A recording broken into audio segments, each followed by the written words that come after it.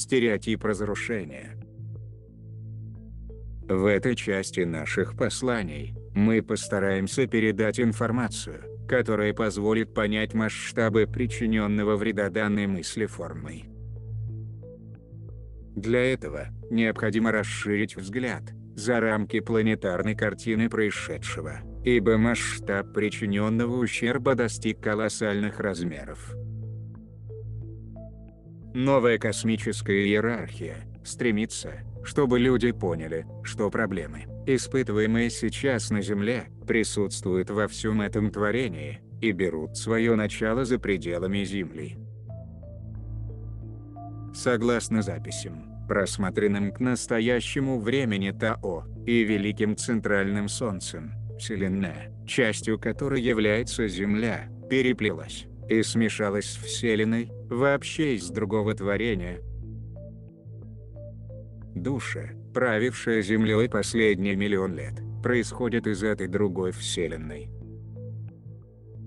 К сожалению, два языка, один – первоначальных душ Земли, и второй – души с другой Вселенной, в процессе смешения, создали новый язык, который ни Великое Центральное Солнце, ни Тао понимать не могли, следовательно, не могло вести коммуникацию, общение.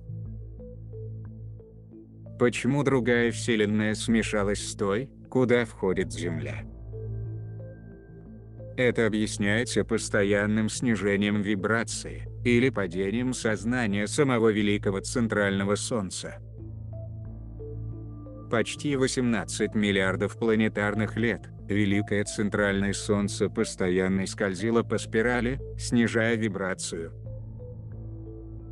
Спиралевидное снижение вызывает разрушение самого себя, фрагментацию, раскалывание на части, откалывание частей от того, что ранее находилось в границах Великого Центрального Солнца. Все части Великого Центрального Солнца, которые были вытолкнуты за его пределы, все, что упало вниз по измерениям, стало бессознательным. Когда части Великого Центрального Солнца стали его бессознательным, то, что было вытолкнуто за его границы, смешалось с соседними творениями, также снизившими вибрацию.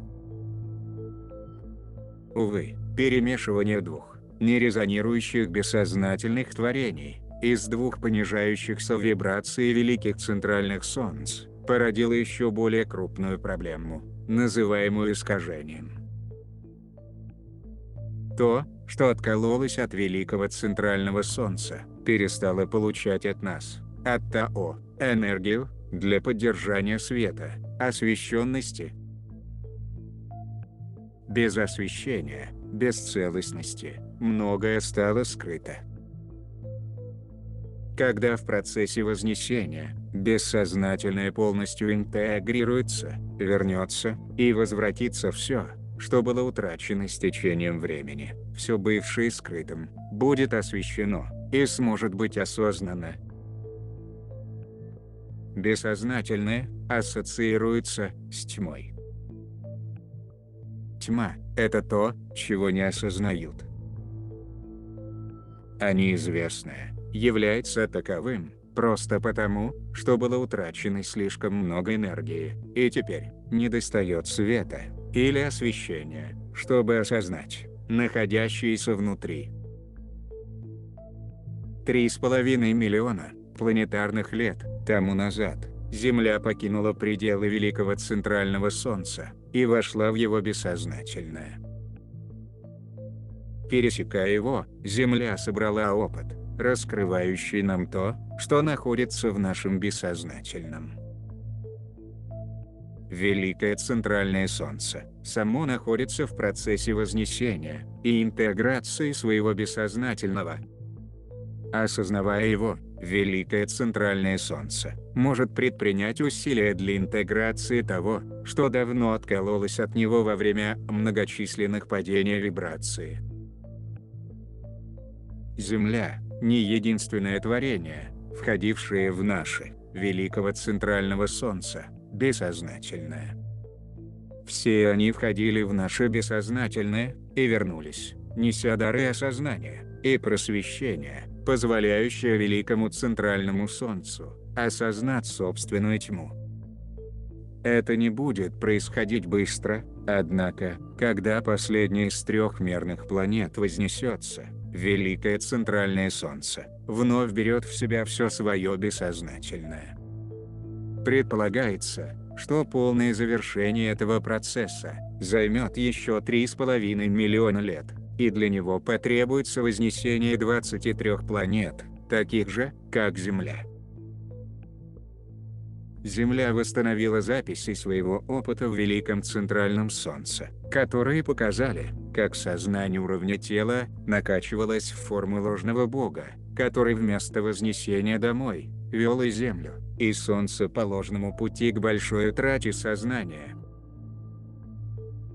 Разрушительные сущности, проникшие внутрь Великого Центрального Солнца, неверно направляли одно творение за другим по пути падения сознания.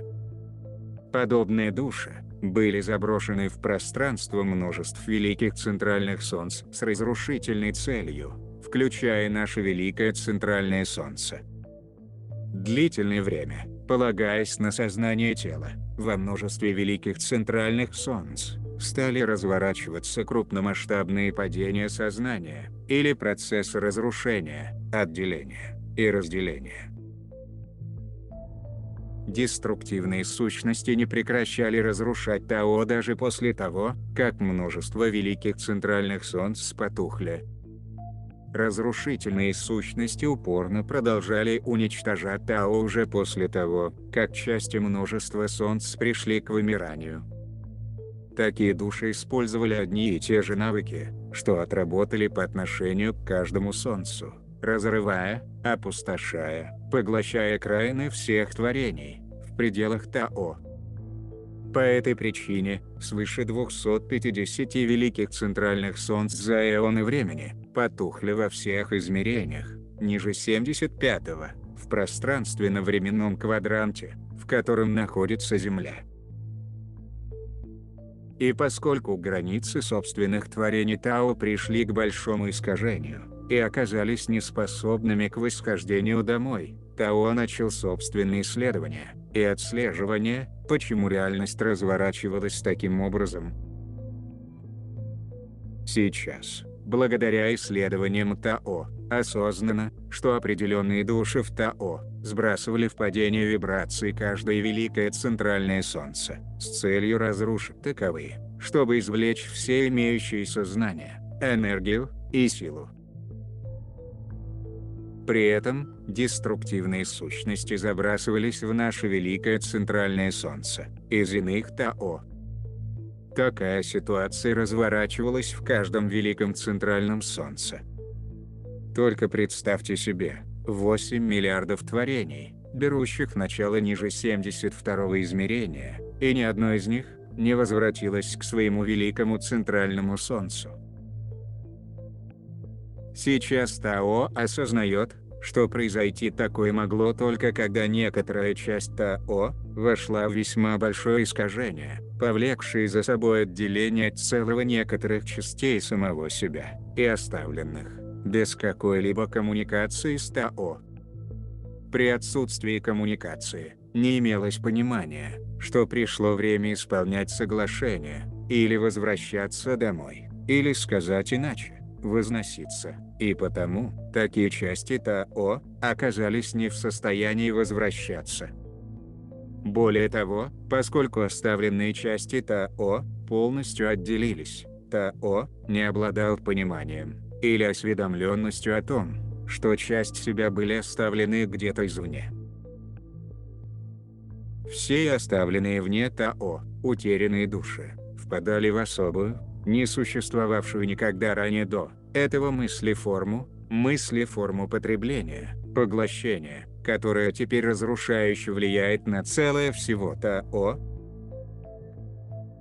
Эта мыслеформа прежде никогда не проявлялась, ибо еще никогда раньше не существовала часть Тао, которая была бы оставлена, или другими словами, потерпела бы неудачу в возвращении домой в течение периода сокращения, вдоха.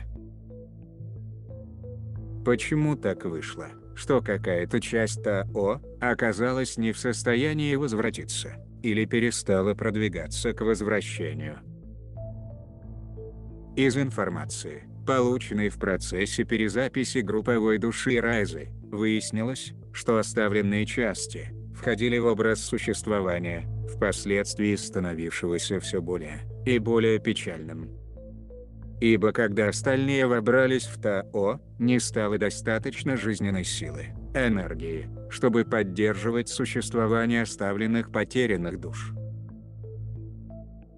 Такие души начали умирать, или другими словами, распадаться. Что происходит, когда разрушается душа? Свет души убывает, или постепенно исчезает во тьме. Без достатка к поддержанию реалий, души испытывали падение вибрации, а позже упали в мысли форму нехватки и нужды. Что же стали делать такие души, чтобы сохранить и спасти себя? В конце концов, происходившее стимулировало появление мысли, согласно которой такие души определят и назначат некоторые отдельные оставшиеся души, или меньшие части себя, на разрушение, а затем разделят, разорвут такие части, вытягивая из них жизненную энергию и тоны творения, чтобы поддерживать тех, что останутся от целого. Вот как возник стереотип мыслеформы поглощения, потребления одного творения в целях поддержания существования другого. Также, стереотип мыслеформы саморазрушения, или самоуничтожения с целью спасти жизнь другого, никогда ранее не был осознаваем, не преодолевался каким-либо образом, или путем вознесения, и продолжает разыгрываться вплоть до сегодняшнего дня. Души, затянутые в стереотип мыслеформы потребления, разрушения, для того, чтобы существовать, и в настоящее время продолжает уничтожать, даже при том, что Тао снова находится в полном цикле расширения, и имеется обилие доступного энергоресурса для поддержания целого. Более того, такие души оказались не в состоянии продвинуться также из текущего цикла, в течение давно происходившего очередного расширения лежатия, и вновь были оставлены, пропуская вторую возможность возвращения домой. С каждым циклом расширения, Тао продолжал терять все больше своих частей, уходивших к тем душам, что существовали в рамках стереотипа потребления, ибо таковые продолжали потреблять, поглощать здоровые творения Тао, из-за своего страха перед недостатком. Вот каким образом, к текущей фазе расширения, все больше частей Тао уничтожалось и падало в мыслеформу стереотипа разрушения. Кто такие эти души из другого творения? Для проявления ответа на этот вопрос, будем применять знакомые вам имена и понятия. В своих посланиях мы неоднократно говорили о сознании уровня тела. Сознание уровня тела пришло на Землю из других творений, в результате смешивания с ДНК людей, а также дельфинов и китов.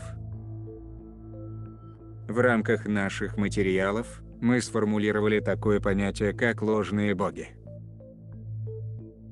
Земля считает ложными богами те души, которые пришли из других творений, и никогда не являлись частью согласованной грезы Земли. Существовало 9 душ, представляющие собой гуманоидный вид существ, которые специально прибыли с красными отобранными людьми, выведенными в космическом корабле сириусянцев 75 тысяч лет назад. Земля дала определение данной группе душ красные ложные боги. Именно эти существа дошли до нас известными как Рама, Яхве, Иегова, Тот, Сананда, Вишну, Солярис, Шива, Будда и Леди Будда, также известная под именем Гуанинь. Альберион, Арктур, Плеяды, Андромеда, Альфа Центавра, системой других творений.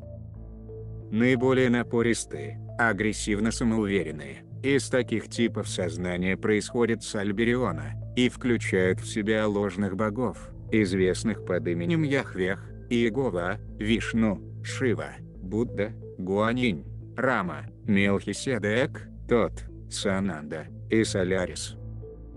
Каждый из таковых прослежен к началу своего происхождения в качестве сознания уровня тела, которое раздувало себя в процессе ложных вознесений в творении, что является уже потухшим, и известно как Альберион. На Земле они – ложные боги, ибо никогда не являлись частью грезы Земли.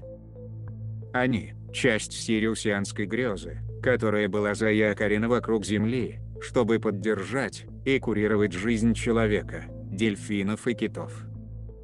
Эти нефизические существа появились на Земле через посредство сириусианских ученых, которые вывели человеческую жизнь в лаборатории космического корабля. Существуют и другие ложные боги, которые пришли вместе с плеядианским семейством Эннанук и являются собой результат плеядианского сознания уровня тела, которое стало накачанным в ложных богов. Таковые пришли на Землю и предпочли совместно с Ану клонировать рабов, после того, как последних вывели в лаборатории. Эти существа известны под именами Кутхуми, Джувалкхул, Серапис Бей, Иларион, Павел Венецианец, Сен-Жермен, Леди Нада и Лорд Майтрея. Это белые ложные боги, которые пришли на Землю с чужой ДНК Плеяд, Андромеды и Альфы Центавра, Ориона, серые рептилии. Многие контактеры, имеющие дело с инопланетными расами Плеяд, Андромеды, часто утверждают, что контактируют на космических кораблях с расой красивых, богоподобных существ скандинавского типа, часто сопровождаемых серыми, а также контактеры, посещающие базы в Плеядах, Орионе, имеют встречи с чистыми рептилоидными расами, и это не случайно, так как эти группы, исторически, находятся в тесном сотрудничестве в рамках ряда соглашений. Пришедшему из другого творения сознанию, известен лишь тот поток энергии, который диссонирует с нашим творением, и потому не может здесь использоваться в выборе вознесения. В конечном счете, причина всего произошедшего, как на личном, так и коллективном уровне, это чужое сознание, происходящее от других творений, и связанное с чужой ДНК. В результате смешения энергетических сигнатур различных творений, причиненный вред от такого явления распространился во многие творения Тао и приобрел колоссальные масштабы. Подобная динамика лишь временно поддерживает жизнь где-нибудь еще, но неизбежно приведет к уничтожению целого. Почему?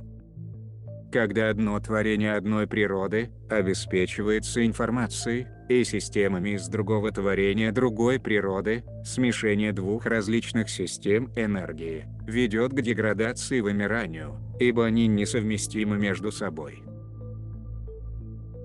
Следовательно, фактор угасания имеет место не только для творения, которое разграблено, разделено и потухло, он также присущ творению, который изымает для себя информацию, со временем также приводя его к затуханию, вследствие несовместимости энергетических потоков разной природы.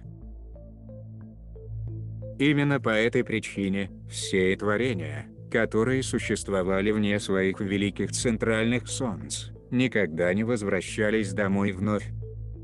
Каждое было слишком искаженным, и всегда происходило одно из двух: либо они вымирали, либо воспламенялись после попытки вхождения. Почему для Тао так важно вознесение Земли?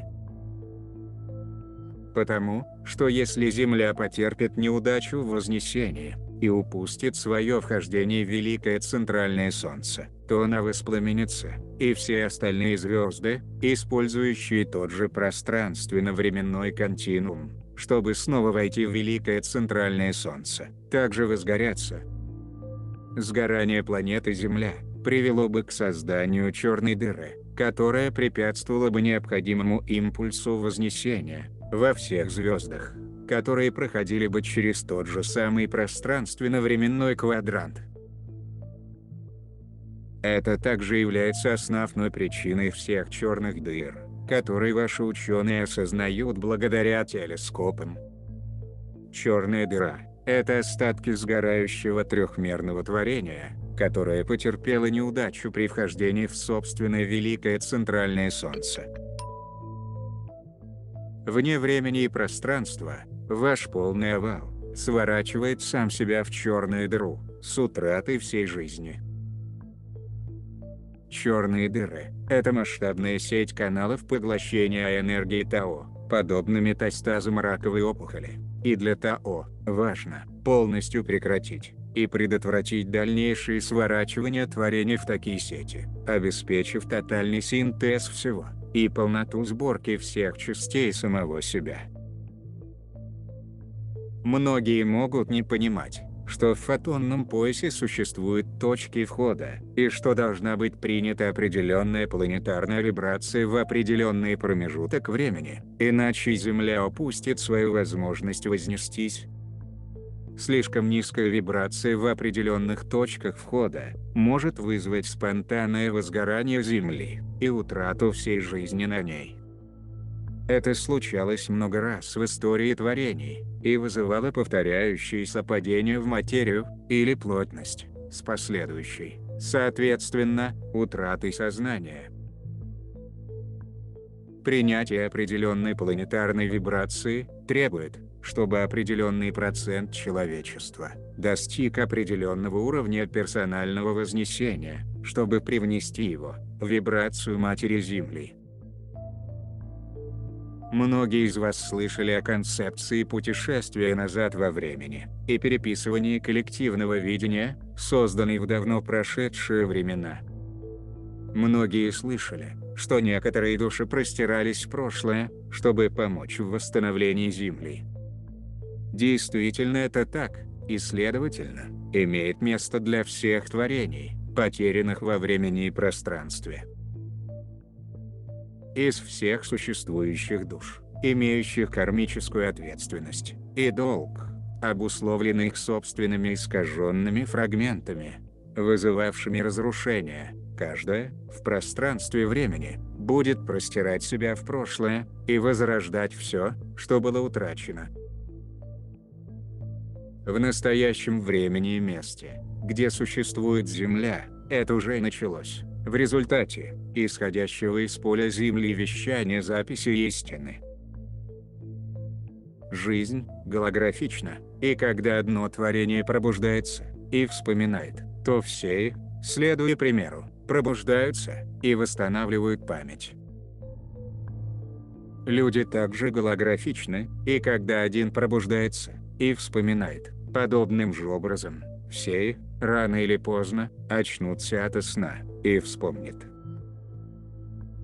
Коллапсирующий овал сотворил карму, которая гарантирует, что весь опыт повторится, если информация, вызвавшая коллапс, и порожденный кармический образ, не будут высвобождены и преодолен. И поэтому, Верховный Бог, Богиня, вне вашего овала, вынужден отправить части самого себя назад во времени, для сбора информации и исцеления кармы, чтобы исключить появление такого разрушения и искажения где-либо в творении снова. Когда ваш овал начал сворачиваться в черную дыру, вся информация, касающаяся причин, вызвавших это сворачивание, была утеряна. Бог, Богиня вне вашего овала совершил перемещение назад во времени, чтобы собрать утерянную информацию и посмотреть, можно ли повернуть вспять искажение, в которое входит творение, таким образом, чтобы снова вернуть этот овал к жизни. Бог, Богиня вне вашего овала, отправил части самих себя для сбора информации и попытки обращения вспять процесса искажения. Для чего? Для того, чтобы восстановить одно единственное творение, потому что для того, чтобы обратить все разрушительные процессы сворачивания творений в черные дыры, и обратить все вспять, все, что требуется, это восстановление одного единственного творения, и тогда все творения будут возвращены и воссозданы. Теперь уже существует опыт, когда каждое творение последовало примеру творения, несущего главную истину, оказавшемуся в лапах тьмы, а все остальные, таким же образом, падали подобно домино. Позже, 8 миллиардов творений последовали за творением, несущим новую истину, предоставляющую возможность восходить, и таким образом обращать целые реалии к возрождению, воссозданию и вознесению домой. Право же, времени не существует, это иллюзия, и все творения можно возродить из прошлого, так же как и творение, в котором существует Земля, тоже являющееся бытием, возрождение которого происходит из прошлого. Вероятно, люди зададутся вопросом, как таковое возможно. Как может такое крошечное место, как Земля, затерянное во времени и пространстве и форме, вследствие своего тяжелого возрождения и вознесения, явиться причиной завершения эры тьмы для всех потерянных творений, общая численность которых достигает более 8 миллиардов? Земля – тот, кто известен как носитель истины. Носители истины те, кто помнит истину, независимо от того, насколько далеко в искажение или лицемерную пародию на реальность они могут упасть. И поскольку Земля возвращает свою истину, она передает истину всем, кто желает ее услышать. Вещание истины не ограничено временем и пространством, и потому все, находящиеся в потерянности, будут проникаться воспоминанием истины. Таким образом, все пробудятся, и все будут восстановлены. Великая истина в том, что происходящее изменение – результат вмешательства Тао, Бога, Богини, всего что есть, пришедшего извне пространства и времени, которое есть единый исток или исток единого. Данное вмешательство заякоряет необходимую поддержку, обеспечивая быстро идущие изменения в человеческом сознании, при таком темпе реализации данной задачи, предвещающей в грядущие 100 лет конец эры тьмы, на всем протяжении времени и пространства и формы. Итак, вы видите, что не только третье измерение идет к затуханию в таких реалиях, но также различные звезды, существующие ниже определенного измерения. Имеются записи, которые Земля, тем или иным образом, хранила внутри себя, записи о том, как 8 миллиардов творений потухли, каждая из которых вымерла в третьем измерении, а затем стала причиной воспламенения вышестоящих звезд, после их попытки вознестись домой. Землю весьма опечалило раскрытие таких реалий. Великое центральное Солнце находилось тогда в условиях, когда единственные руководящие силы, которые оно имело, вели к разрушению и вымиранию, ибо душа сходила лишь для разрушения, и поэтому ее действия сбивали форму с пути. Такие души не имели знаний и достаточного опыта, чтобы осуществлять вознесение. Именно поэтому, свыше 250 великих центральных солнц, за эоны времени, нашли потухшими во всех измерениях, ниже 75-го, в пространственно-временном квадранте, в котором находится Земля. Примерно так же обстоит дело с человечеством.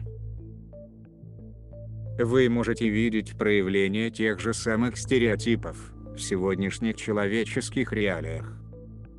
Люди стали настолько механизированы, что продолжают взаимодействовать в образе жизни, приносящем вред многим, кто умирает от голода и холода, тогда как реальность можно изменить и обеспечивать необходимым целое и каждую его часть. Разве не мало среди людей тех, кто запасается сверх меры и не может насытиться? Разве их чрезмерное накопление запасов не вызывает нищету, нехватку и голодание в другом месте? И право же, имеется ли действительно у них недостаток, чтобы им запасать средства к существованию, столь необходимые к распределению для всех людей? Тем не менее, таковое происходит. И не только как стереотип накопления, а как стереотип паразитизма, жизни за счет других, уничтожения других, с целью выживать самим, ставший распространенным в верхних измерениях вашего творения, также распространившись в человеческих реалиях так называемой элиты на Земле. Человечеству известно, что на протяжении многих тысяч лет сила основывалась на жадности и накопительстве, и никогда не подразумевала благополучия Земли и человечества в целом. Немаловажно осознать, что многие в человеческой форме рассматривают тьму в качестве света, а свет в качестве тьмы. В действительности же, в вашем космосе было столь много тьмы, что вы знали одну лишь тьму. Тьма не является злом или чем-то неправильным, и поэтому мы выражаем пожелание, чтобы человек, воспринимающий этот материал, не входил в осуждение. Бессознательное ассоциируется с тьмой. Тьма – это то, чего не осознают. А неизвестное является таковым просто потому, что было утрачено слишком много энергии, и теперь недостает света или освещения, чтобы осознать находящиеся внутри. Тьма – это утерянные фрагменты творения, а в потерянности себя и своих знаний каждый войдет в проявление стереотипов, которые никак не служат единству и всему творению. Подобно механизму, который был запрограммирован выполнять только один стереотип или одну работу, фрагментация духа заставляет дух быть способным только к одному стереотипу, механическому повторению подобных действий везде и во всем. Раскол или фрагментация духа также создает обстоятельства, при которых дух не способен развиваться.